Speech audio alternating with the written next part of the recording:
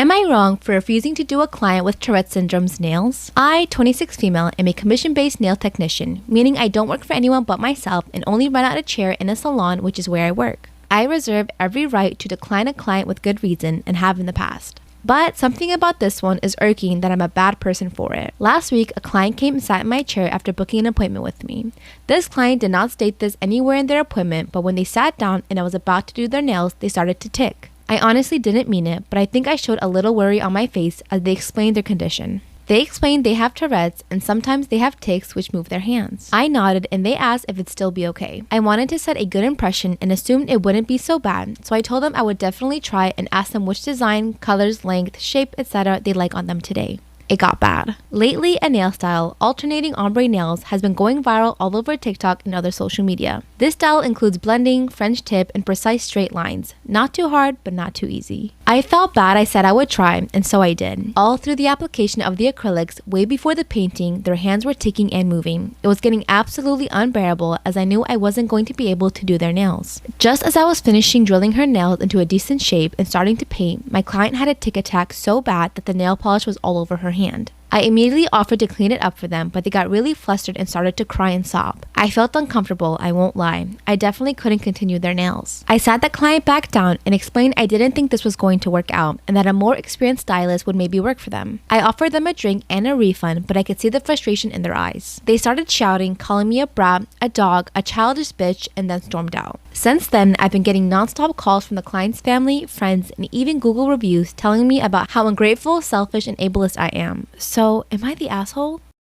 The amount of time my girlfriend has spent sleeping has made me stop loving her. She's always slept more than me, that's fine, but lately it's been too much. She falls asleep at say 10 p.m., then wakes up after 12 p.m., some days even after 2 p.m. Then she takes a nap like 2 hours later for somewhere between 3 to 6 hours. I think my final straw was yesterday. She woke up at 9 and then took a 6-hour nap at 11. Then after waking up at 5-ish, cleaned for an hour, then took a 5-hour nap after that. She spent 11 hours of her daytime sleeping. I'll get hate for this as well, but it's affected our sex life. Every time I say I'm in the mood, she falls asleep. I don't mean she says, not tonight, and falls asleep. I mean she just falls asleep. One time, it was the afternoon and we both had off and I suggested it. She was excited, went to bed, and I took time to freshen up a bit. I came back like 3 minutes later and she was passed out. I get that I'm not owed sex, but I'm having a dry spell because she just sleeps. I keep telling her that this isn't normal and she needs to see a doctor, but she refuses. She says I'm controlling because I can't have her all the time. She seems to think that it's normal for people to sleep 20 hours a day. I've just stopped caring now. I can't leave her, but she makes me feel ignored for her bed.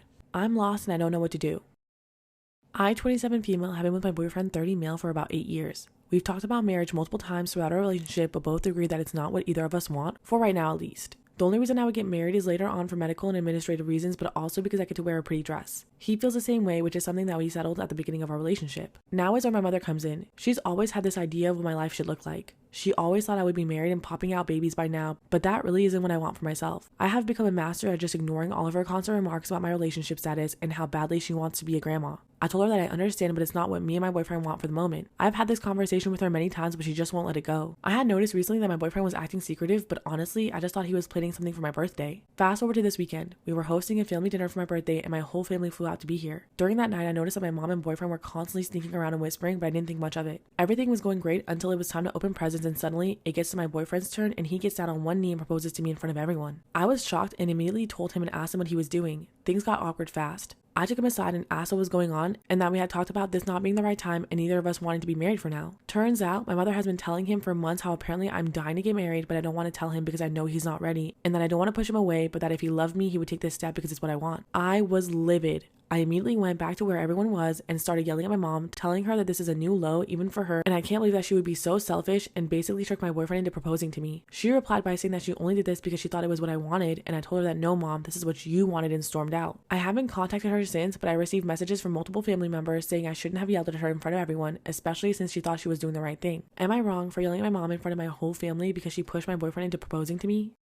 Story time about how my father is obsessed with me. Disclaimer, this is not my story time. I'm sending me on Instagram. And trigger warning, my mom and dad had me when they were very, very young. My mom was 14 years old when she got pregnant with me. From what my mom told me, my parents were pretty much together throughout the whole pregnancy. Even though they were both in high school, they wanted to move in together and try to raise me like a regular family. But my maternal grandmother had a very big issue with this. She wanted my mom to continue going to high school and possibly even give me up for adoption. But my mom was not having it, so she decided to move out with my dad. Once I was born, unfortunately, my parents just couldn't take care of me. My dad was too busy playing his football and trying to get a scholarship. And my mom just didn't really know how to take care of a child. I mean, she was a child herself. This is when my grandmother stepped in and decided to take me in, which I thank God for every single day of my life. My grandmother raised me as her own daughter, and she has been the most amazing woman in my entire life. My parents split up, and through most of my childhood, I lived with my mom and my grandmother. I didn't see my dad for about 10 years. By the time I saw him again, I was 15 years old. Part 2 is up.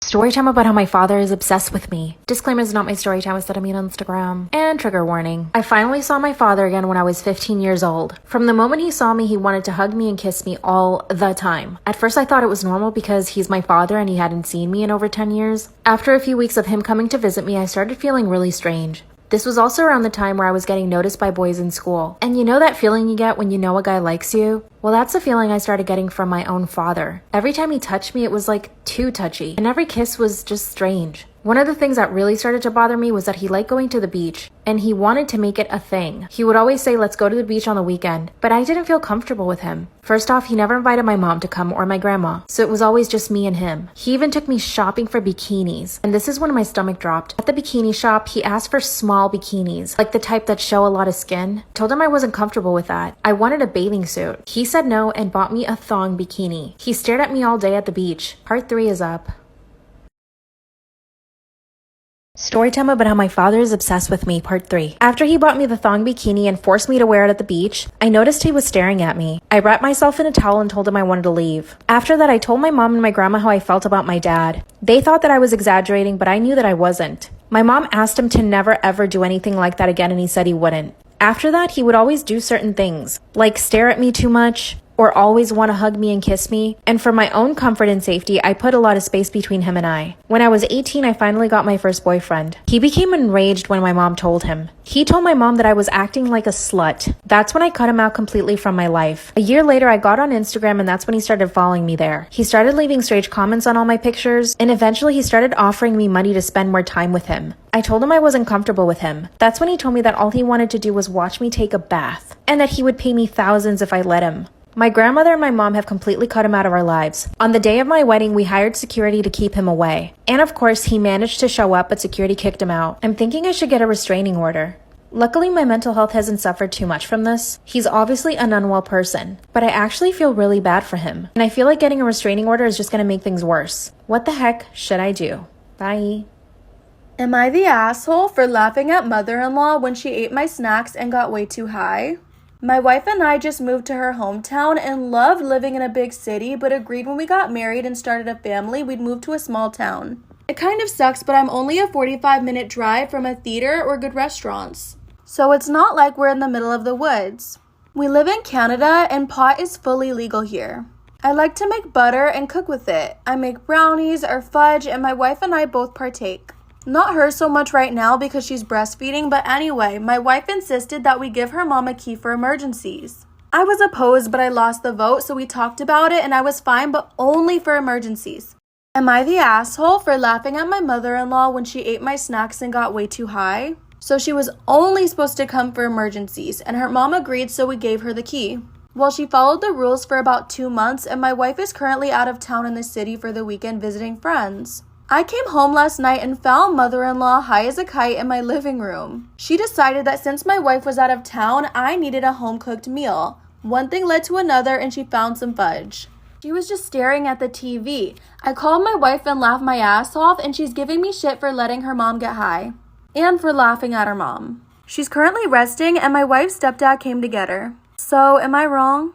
Am I the asshole for doing the same thing to my sister-in-law that she does to my son? So I, 32 female, have a brother Dave who's married to Sarah. They don't have children, but I have a son who just turned 4 and a 3-month-old daughter with my husband, 39 male. We live in Belgium most of the time, but we travel to visit my family about once a month in England. At home, we speak English and French to our children, and right now my son is in this phase where he'll sometimes mix up the 2 languages. This has never been a problem to us, and even the staff in the nursery reassured us it's very common. To my sister-in-law, this is a problem, so she'll correct him, but very rudely. Anyway, we're visiting them at the moment, and she's decided instead of correcting him, she'll ignore him.